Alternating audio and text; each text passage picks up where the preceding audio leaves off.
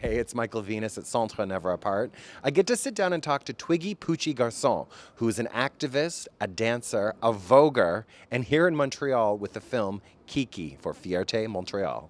My name.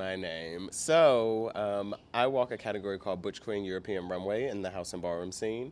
And at the time that I came to the ballroom scene, I was like, oh, I walk runway. I should have a model's name. It should be a supermodel. I'm really, really thin. Obviously, I mean, it should be Twiggy, right?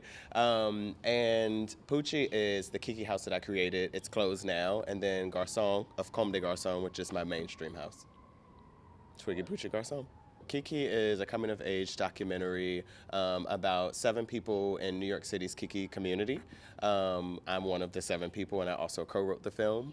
Myself and my best friend, Chi-Chi, who is a subject in the film, were talking maybe, I don't even know, a year before we even started collaborating on the project with our director about what it would be like for people in the ballroom community to create a project about itself, because oftentimes, almost always, it's never us that like co-create the project, right?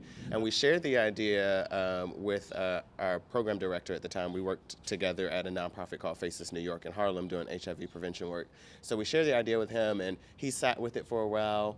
And then Sarah Giordano, or Udina, who is the film's director, is our sister now, but she's a visual artist and filmmaker, was doing a completely different project. Our program director found out she was a filmmaker, introduced us, said, hey, you should do something. And we met and we talked, and 3 months later we started filming. Some of my career highlights have been being a subject on Timothy Greenfield Sonder and HBO's documentary The Outlist, modeling for and a bunch of magazines, namely Paper Magazine, walking at New York Fashion Week for a number of seasons, traveling the world with my film Kiki, working at my job now, the True Colors Fund, which is co-founded by Cyndi Lauper. We do national advocacy work to end LGBT youth homelessness.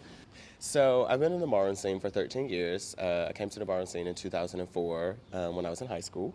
I got a scholarship at a dance studio, Gail Hart's Dance Studio in my hometown, Portsmouth, Virginia.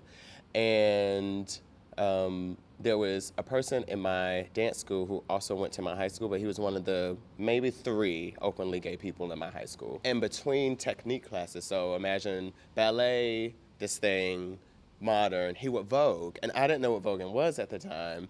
And so I don't know, it couldn't have been more than 2 months later that we became friends. And he would I would listen and look and watch and look stuff up when I got home.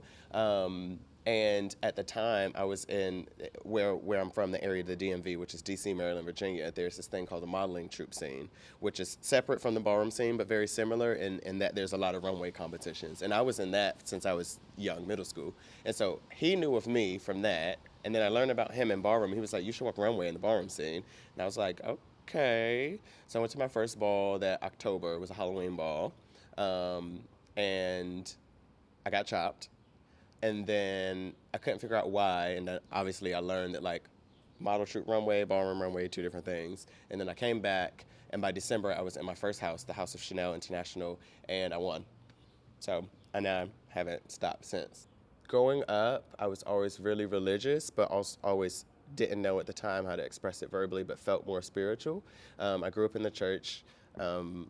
I often talk about the situation where I was kind of put on the line and because of my femininity was asked to be more butch or leave. And so I've always still been connected to spirituality, but kind of really left religion alone.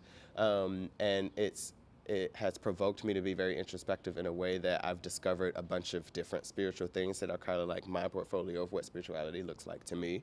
And I do a lot of group healing, particularly for Black gay men. I'm most inspired by my ancestors. I stand on the backs and shoulders of people who were bold in a time, although this time is fucking ridiculous and crazy, but in a time that I would say was even worse and more difficult than now, that were able to stand up, be themselves, and lead movements before now. So the Bayard Rustins, the Marsha P. Johnsons, Octavia St. Laurent's, Pepper LaBeija, I could keep going on and on and on. So I would say constantly, daily honoring those lives and those experiences, and I light candles and incense and all sorts of things, but so honoring those people. And then in my life, have been fortunate enough and really blessed to have this group of mentors that I consider like my gay parents and even my blood mother. We've had a journey and become the closest of friends and family.